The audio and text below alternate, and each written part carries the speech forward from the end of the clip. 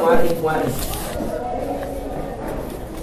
Kalau bahasa gampangnya definisi itu kalau bahasa, kalau tulisan aslinya definisi, kalau tulisan Indonesia kan DEFINISI, definisi. Ya, kalau bahasa Inggrisnya tulisan aslinya adalah DEFINITION. TION bukan SI tapi TION, bacanya definition. Kan? Definition. Itu definition itu asal katanya adalah DEFINIT. Definite. Definite. Apa arti definite? Definite itu artinya batasan. Kalau bahasa Arabnya had. Had itu batasan. Nah, itu bahasa Inggris definisi itu itu berasal dari bahasa Arab, terjemah dari bahasa Arab. Had, batasan. Kenapa? Karena definisi itu membuat batasan antara yang didefinisikan, yang ditakrifkan dengan yang lain. Sehingga yang lain itu tidak bisa masuk dalam apa yang ditakrif. Misalnya apa itu insan? Hewanatik itu yang membuat batasan. Sehingga selain afrad daripada insan tidak akan masuk dalam insan. Jadi mu'arifat itu jamak mu'arif. La yakfi, tidak samar oleh bahwa sesungguhnya bermula penggunaan kata mu'arif dan syarih. Yang memperkenalkan, yang memberitahu. Mu'arif itu kan yang memberitahu. Jadi yang memberitahu itu apa? Memberitahu kepada orang. Yang memberitahu itu apa? Yang memberitahu itulah hewanatik. Jadi insan hewanatik. Mu'arif oleh ini. Ada guru, dia terangkan ke muridnya. Guru terangkan ke muridnya, wahai murid, dengar oleh al-insan hewanatik. Bermula insan itu makhluk hidup yang mampu berpikir. Nah, yang mu'arif siapa? Yang memberitahu siapa? Guru yang memberitahu. Guru yang memberitahu tentang apa itu insan. Dengan apa dia beritahu? Dengan hewanatik. Maka seharusnya hewanatik itu bukan mu'arif, tapi pakai bihi bawa di ujung. Mu'arif bih, memberitahu dengan hewanatik. Begitu juga syarih. Mu'arif itu bahasa lainnya adalah qaul syarih, kata yang menerangkan. Yang menerangkan siapa? Bukan tadi yang menerangkan, gurunya yang terangkan. Jadi seharusnya itu pakai bi di ujung, qaul syarih bi. Cuman karena apa namanya? Biasalah bahasa itu bahasa itu longgar, bahasa itu diberikan kelonggaran sehingga tidak harus bicara yang hakikat. Justru orang tertawakan nanti. Bang kamu ono bahasa Indonesia. Pandai aja kan? Ngumpul saja Honda. Kalau Honda lunjak go Yamaha. Oje pandai kan? Anak kecil bawa Hondanya mana di kendaraan roda 2. Oje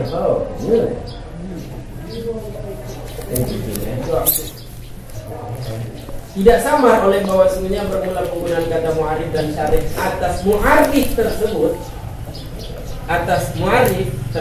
itu majas isnadi.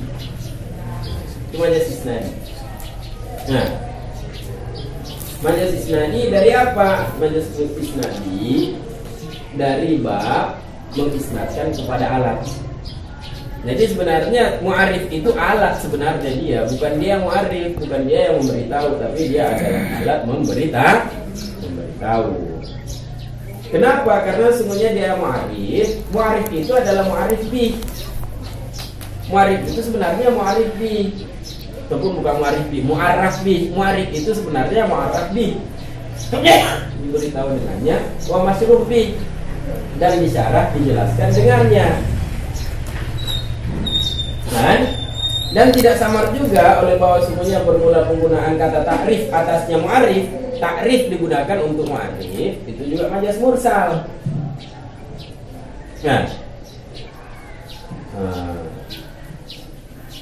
Majas mursal dari penggunaan kata sesuatu. Ta'rif itu kan pemberitahuan, kan? Nah, ta'rif itu pemberitahuan.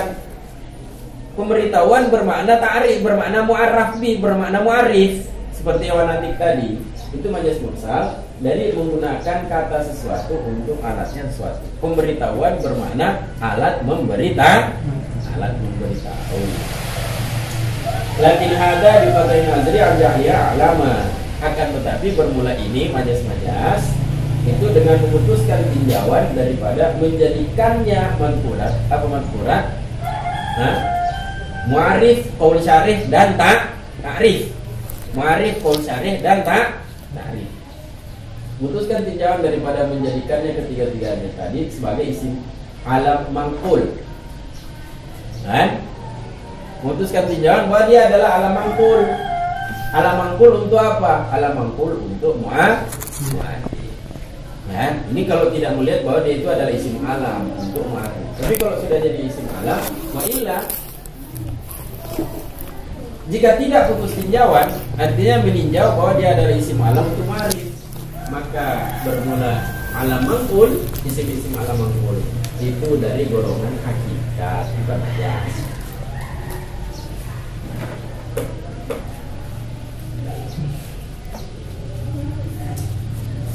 Qauluhu li syarhil mahiyah, karena menjelaskan. Jadi dinamakan qaul syarih. Kenapa dinamakan qaul syarih? Mu'arif itu dinamakan qaul syarih li syarhil mahiyah, karena menjelaskan oleh dia mu'arif akar mahiyah. Kedoknya li syarhil mahiyah itu ilat untuk juzuk terakhir dari nama terakhir. Apa nama terakhir? Qaul syarih. Juzuk terakhirnya adalah syarih. Jadi ilat syar'i karena menjelaskan itu adalah ilat untuk bagian terakhir dari nama terakhir. Nama terakhir qaul syarih, bagian terakhir adalah syarih. Kenapa dikatakan dia syarih? Dia penjelas, dia penjelas ya, karena itu syarhil mahiyah, menjelaskan dia akan mahiyah. Nah, apa di alasan dinamakan qaul? Itu alasan dinamakan syarih. Alasan dinamakan qaul apa? Wa amma illatun juz'il awwali minhu. Adapun bermula ilat untuk bagian pertama minhu, daripadanya nama terakhir. Nama terakhir yaitu qaul syarih. Bagian pertamanya adalah qaul. Adapun bermula ilat bagian pertama daripadanya nama terakhir, itu ilatnya itu bermula bianya ilat itu semuanya bermula qaul. Bianya qaul itu murakkab. Qaul itu kan murakkab. Sedangkan bermula kejadian mu'arif, prinsip mu'arif, sifat dasar mu'arif itu tarkib, tersusun. Menjelaskan itu harus dengan kata tersusun. Tidak bisa menjelaskan dengan kata tunggal. Apa itu manusia? Makhluk hidup atau hewan? Kita mau canggung anda. Nah,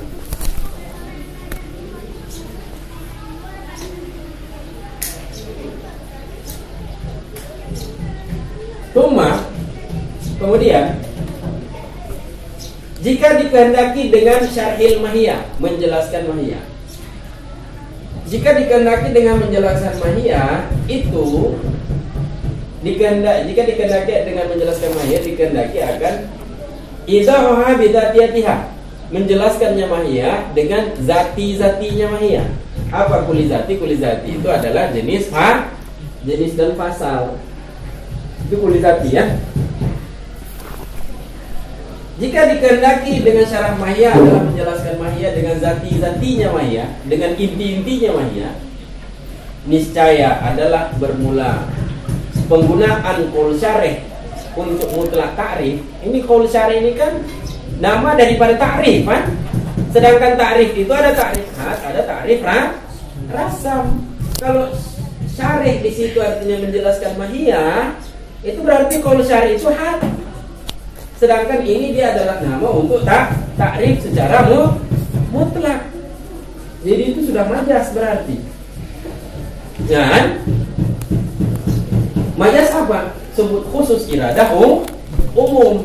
Berarti qaul syarih itu nama lainnya adalah had.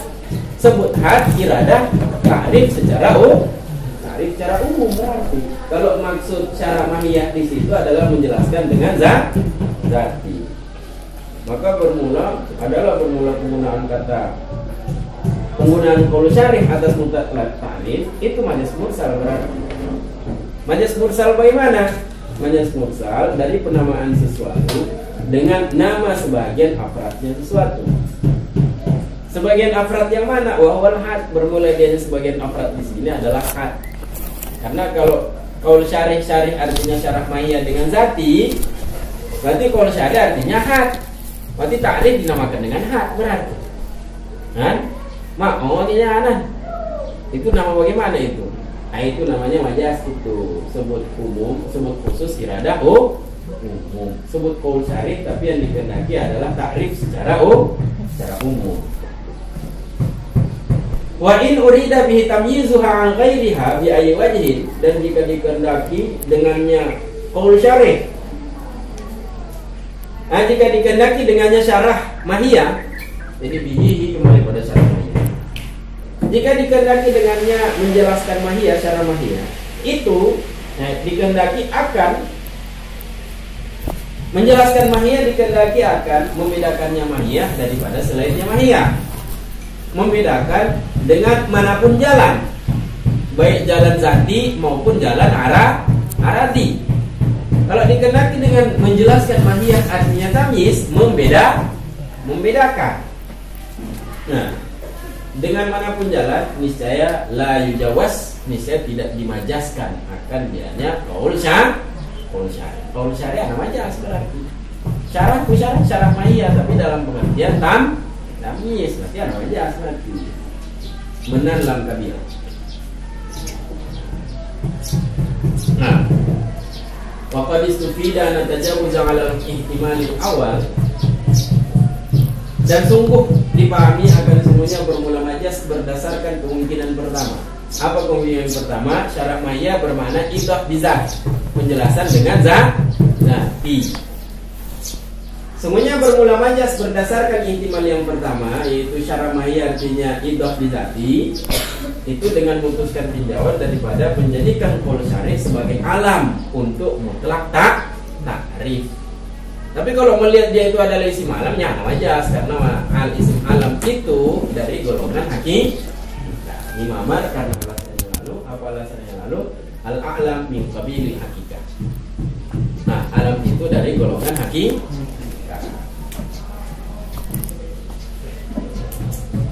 Nah, qauluhu ma yaqtadi tasawwurahu aw imtiyazahu an ghairi.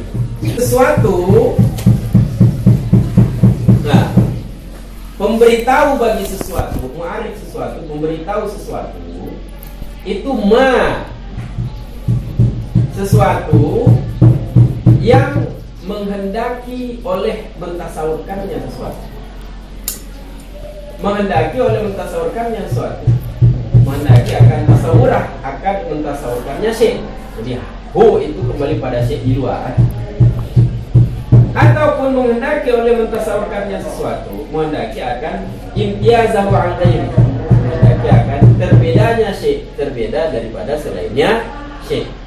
Itu ma'rif syai'. Nah, misalnya al-insan heonatik. Nah, ini kilas balik lah.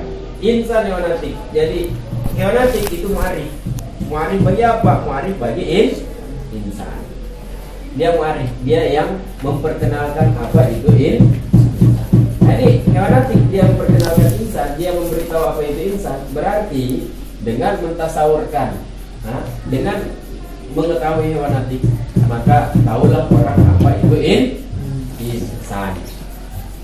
Ataupun dengan tahu heonatik, maka terbedakan insan daripada selain insan. Nah, ini kan campuran ada insan campuran. Campuran cepong. Nah, bermula au itu untuk tanwi mu'arif. Au itu untuk tanwi, untuk membagi mu'arif kepada dua pembagian. Jadi mu'arif itu ada dia menghasilkan tasawur. Mu'arif itu ada dia menghasilkan tasawur mu'araf. Ada juga mu'arif itu dia menghasilkan imtiaz, terbedakan sesuatu yang ditakrifkan. Cuman terbeda, tapi belum hasil tasawur, cuman terbeda saja. Nah, mati aw itu untuk membagi kepada dua pembagian. Apa dua pembagian? Bermula pembagian yang pertama itu hakam. Nah, kalau dia hasil tasawur itu namanya hakam. Definisi sempurna. Nah, hak sempurna, batasan sempurna. Sedangkan bermula pembagian yang kedua yaitu imtiaz, ya, menghasilkan imtiaz terbedakan. Pembagian yang kedua itu rasam. Nah, pembagian yang kedua itu rasam dan hak nakis, karena dia cuma hasil imtiaz. Misalnya begini. Nah, orang kalau dia definisikan cabai misalnya, tepung kopi. Misalnya orang udik tidak tahu apa itu kopi. Nah, tolong ambil kopi. Bingung orangnya, kopi. Iya, kopi. Apa itu kopi? Kita kasih tunjuk contohnya. Ini kopi, ini begini kopi. Ya. Iya. Baik. Siap. Jadi kalau dia kasih tunjuk contoh, apa itu kopi? Atau korek lah, kopi. Apa itu kopi? Kopi itu ini. Dikasih contoh. Nah, jadi dengan memberikan contoh, yaitu rasam itu. Itu takrif rasam. Nah, dengan memberikan contoh, si orang yang dijelaskan, dia hanya bisa membedakan antara kopi dengan bukan kopi. Tapi dia tidak bisa mentasawurkan apa hakikat kopi. Dia cuma bisa membedakan apa hakikat kopi, dia nggak tahu. Ya, ketika disuruh jelaskan, coba jelaskan apa hakikat kopi. Mana ada kopi yang minyak, kopi hitam. Nah, beda dengan dijelaskan apa hakikat kopi. Nah, kalau dia jelaskan ke orang, kopi adalah minuman yang terdiri dari bubuk kopi tambah gula dan air panas. Yang diminum ketika sudah dingin. Harus tambah supaya nanti air panas. Ini nggak panas. Diminum tambah berarti diminum ketika dingin. Nah, jadi kamu mau juga hakikat kopi. Nah, dia itu. Jadi imtiaz itu adalah pembagian yang kedua. Pembagian kedua itu rasam dan hak yang nakis, tidak sempurna. Al-muradu bi tasawwuril awwali, bermula yang dimaksud dengan tasawur yang pertama. Itu kan ada dua tasawur di situ. Jadi mu'arif sesuatu adalah ma yang menghendaki oleh mentasawurkan ma, menghendaki dia akan tasawur sesuatu. Bermula yang dimaksud dengan tasawur pertama yaitu mentasawurkan ma. Nah, itu yang dimaksud itu adalah futur bilbal, terlintas di hati, hadir di hati. Nah, itu arti tasawur yang pertama. Jadi sesuatu yang menghendaki oleh terlintas di hati dia hanya sesuatu, terlintas di hati, hadir di hati dia hanya sesuatu, menghendaki ia akan tasawur. Jadi tasawur pertama itu artinya hadir di hati. Dan bermula yang dikenaki dengan tasawur yang kedua itu husul an jahlin, hasil setelah tidak tahu.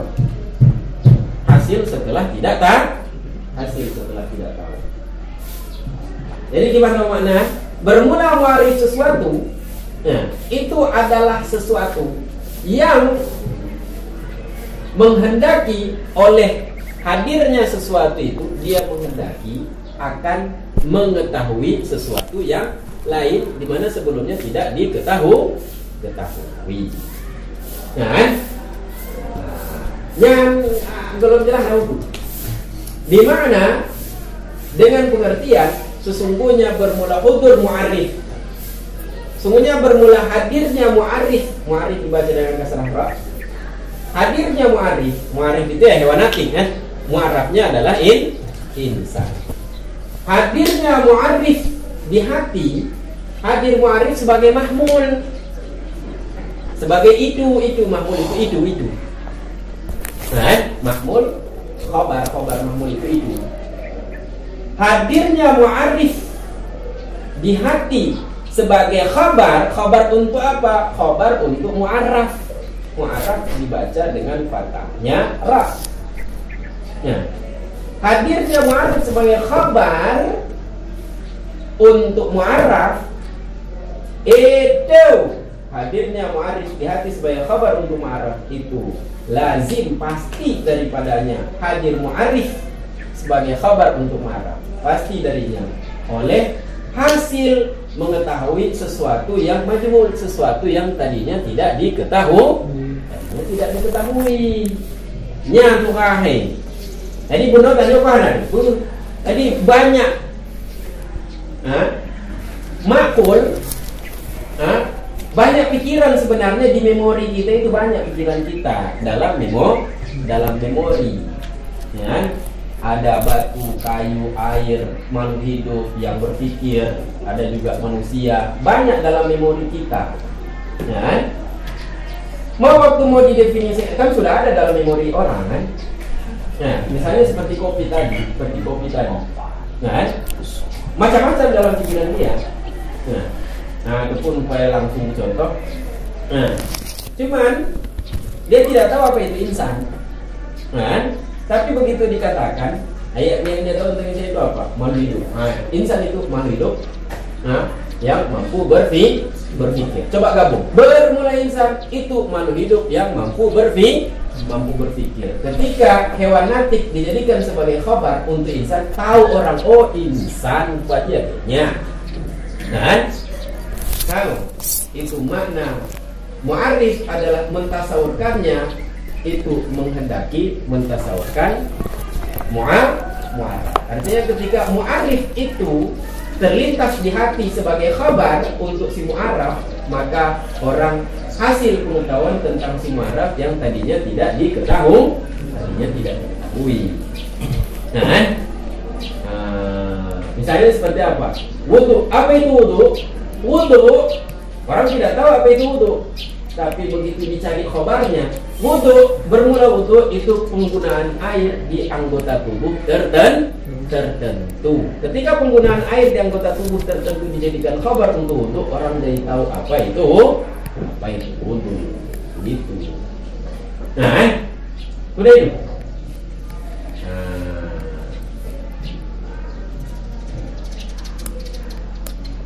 Jadi, dengan pengertian di mana anak udzur al-mu'arif, dengan pengertian sesungguhnya bermula hadirnya mu'arif di hati, hadir sebagai mahmul, sebagai khabar. Khabar untuk apa? Khabar untuk mu'araf. Ketika mu'arif hadir di hati sebagai khabar untuk mu'araf, lazim daripadanya hadir mu'arif di hati sebagai mu'araf untuk sebagai khabar untuk mu'araf, lazim darinya oleh hasil mengetahui sesuatu yang tadinya tidak diketahui.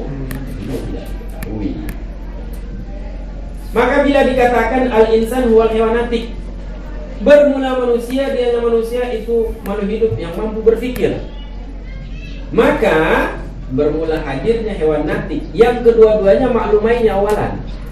Hadirnya hewan natik yang keduanya maklum, kedua-duanya itu maklum pada mulanya. Dia maklum, tetapi bukan maklum sebagai khabar. Karena itu kan sudah ada dalam memori manusia kan. Hewan itu, makhluk hidup sudah ada dalam memori dia. Berpikir sudah ada dalam memori dia, tapi belum terbayangkan oleh dia bahwa gabungan hewan natik itu adalah insan. Dan dia sudah tahu hewan, dia tahu natik, dia tahu. Cuman dia tidak tahu begitu dikombinasikan hewan natik itu jadi insan. Nah, itu saja dia tidak tahu. Gitu. Nah, berarti orang memasak, kan? Dia tahu bahwa apa itu bumbu ini, bumbu itu. Dia tahu semua bumbu-bumbu itu, dia tahu dia. Cuman dia tidak tahu begitu bumbu itu digabung, jadi PU. Bumbu loh. Tahunya kapan? Kan waktu dia masak. Kan? Waktu dia masak baru dia tahu kan. Seperti itu juga ini. Waktu dia masak di pikiran, baru dia tahu, wah insan, apa aja yang mati kan? Benar ada film. Kawan, gitu. Maka bermula hadirnya hewan natik yang maklum mulanya. Kehadiran hewan natik yang sudah maklum, kehadiran dia sebagai mahmulain, kehadiran dia sebagai mahmul, sebagai khabar, kehadiran hewanatik yang sudah maklum mulanya, kehadiran dia sebagai khabar untuk insan, itu lazim daripadanya kehadiran hewanatik sebagai khabar, lazim oleh mengetahui hakikat insan yang majhulah, yang tadinya tidak diketahui akan dianya hakikat insan. Nah, begitu.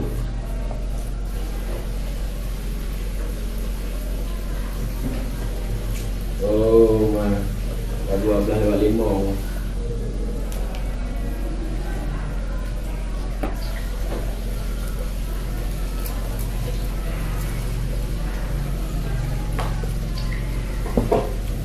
Alah kaki lah itu.